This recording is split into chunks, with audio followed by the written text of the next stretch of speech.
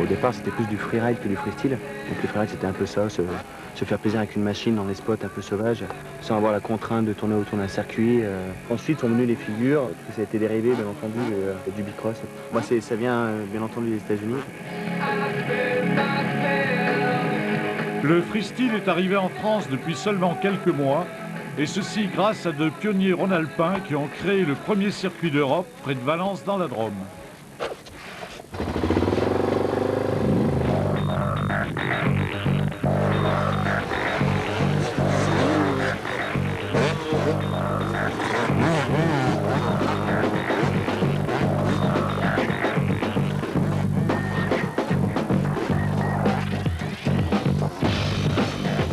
Les États-Unis, ils sont maintenant, ils ont des épreuves tous les week-ends.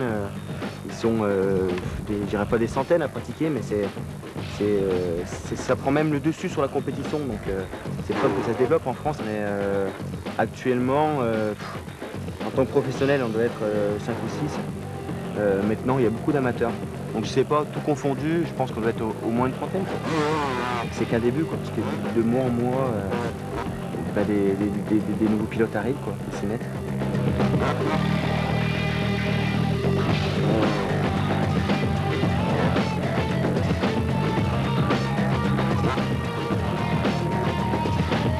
Au début, il y avait quelques figures, maintenant ça évolue, vu que la discipline évolue au niveau international.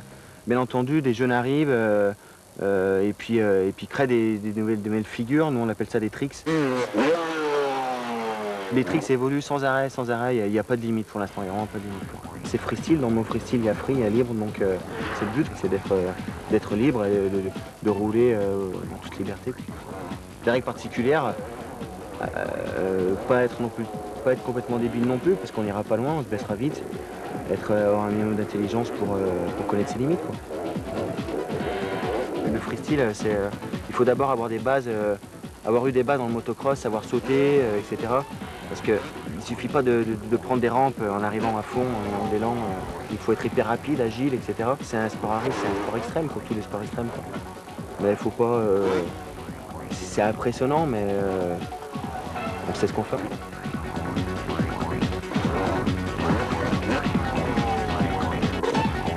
Les frissons, oui, on en a toujours un peu. Surtout la première fois quand on saute première fois un obstacle, une rampe. Ou quand on tente une figure. Mais petit à petit, on s'y habitue. Et le frisson, on l'a toujours un peu quand même.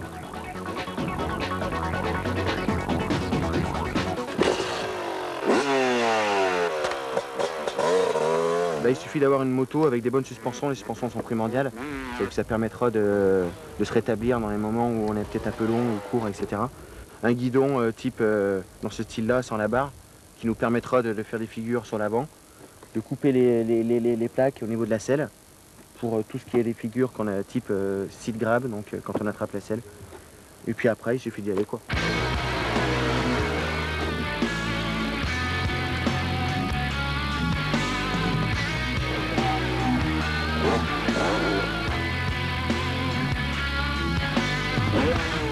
J'ai un gros passé dans la compétition et donc où j'ai eu pas mal de titres, etc.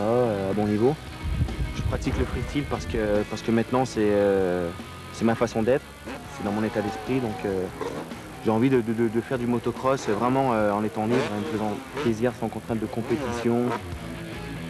La compétition, ouais, c'est tous les week-ends, c'est un entraînement. Alors que le freestyle, c'est un loisir parce qu'on fait...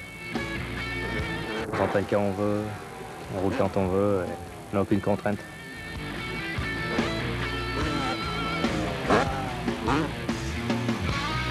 On est un petit peu bloqué au niveau de la fédération pour l'instant, c'est pour ça que ça a un peu du mal à percer. Pour attirer un peu plus les partenaires, les sponsors, etc., on a besoin de vraies compétitions de freestyle. Et pour cela, on doit être fédéré, on doit passer par une fédération. Donc tout ça, c'est en train de prendre forme et je pense que le freestyle motocross, on n'a pas fini d'en entendre parler, quoi.